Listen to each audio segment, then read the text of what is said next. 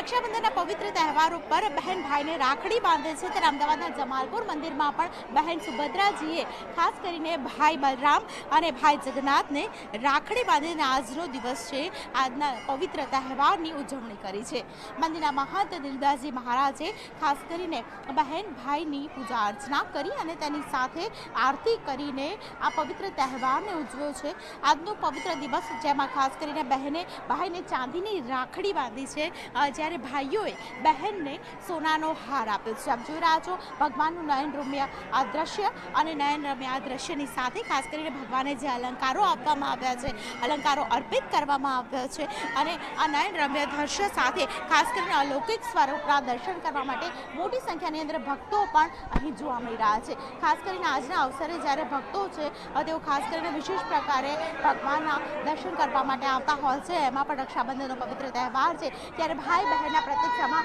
આ એક એવું ઉદાહરણ છે, ઉત્કૃષ્ટ ઉદાહરણ છે કે જેમાં બહેન ભાઈની રક્ષા કેવી રીતે કરે છે અને જગતનો નાથ જગન્નાથ જ્યારે બહેનની સુરક્ષા માટે આ પ્રકારની આજની ઉજવણી થતી હોય ત્યારે દરેક રીતે તમામ ભક્તો છે તેઓ આજના અવસરે ખાસ કરીને ભગવાનના દર્શન કરવા માટે અચૂક આવતા હોય છે। આખા દરેક સ્વરૂપમાં ખાલી એક જ એવું સ્વરૂપ છે કે સુભદ્રાજી પોતાના ભાઈ જગન્નાથજી અને બલરામજી સાથે બિરાજમાન છે અને રક્ષાબંધન એ ભાઈ બહેનનો પવિત્ર